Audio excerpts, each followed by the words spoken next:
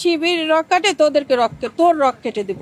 আমরা ধানের শীষ করি, তুমি কেন জামাত করো? এটা আমার দেশের বাড়ি হচ্ছে যশোর, যশোর 3 আসনে। তো আমি ওইখানে এক প্রকার সবাইকে বলি যে তোমরা এতদিন ধানের শীষে ভোট দিয়েছো, নৌকায় ভোট দিয়েছো, নাঙ্গলেও ভোট দিয়েছো, তাই এবার একটা ডিফারেন্ট একটা দেশ হোক। বাংলাদেশে অনেক কিছু আপডেট হয়েছে, আমি তো ঢাকা থাকি, অনেক কিছু জানি, বাট ঢাকা না, এটা বাংলাদেশের অনেক মানুষই জানে বাংলাদেশ এখন অনেক আপডেট হয়েছে।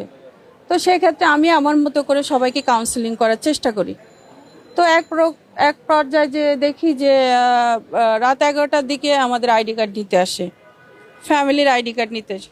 তখন আমি বলি আইডি কার্ড কেন, নির্বাচনে তো বলা হয়নি, নিতে আসছে ধানের শীষের লোকজন। তখন আমি বলি এটা কেন নিতে আসছো, এটা তো কোনো আইনে নাই বা এটা তো কোনো রাইট নাই।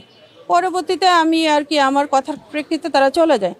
তারপরে আমি আর কি যাই যে 12 তারিখ আমার স্কুলে নির্বাচন হয়েছে, অনেক বছর পরে আমি স্কুলে গেছি।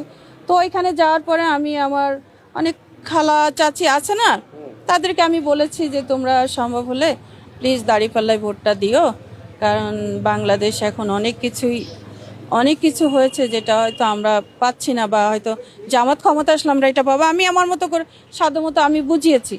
এক প্রকার সেখানে আমার মামা, সেও ধানের শীষ করে, আমাকে অ্যাটাক করার মতো একটা কথা ওইখানে আনসারকে বলায়, আনসারও আমার পরে অ্যাটাক করার মতো একটা অবস্থা করে। পরে ওইখান থেকে আমি ভোট দিয়ে চলে আসি।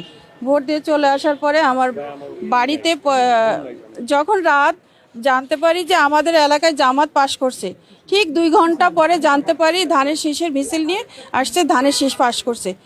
তখনই আর কি মানে পরের দিন 13 তারিখ 1:30টার দিকে, শুক্রবার 1:30টার দিকে আমার উপরে মানে আমার যে 2 বোন আমার বাড়ি অমানবিক নির্যাতন করেছে, যেটা আমার কাছে অনেক আমার অলরেডি আমার শারীরিক নির্যাতন তো করছে আমার, আর কি বলবো, অনেক অনেক ইয়ে করছে আমাকে, এক প্রকার মেরে ফেলার একটা চেষ্টা চালিয়েছিল।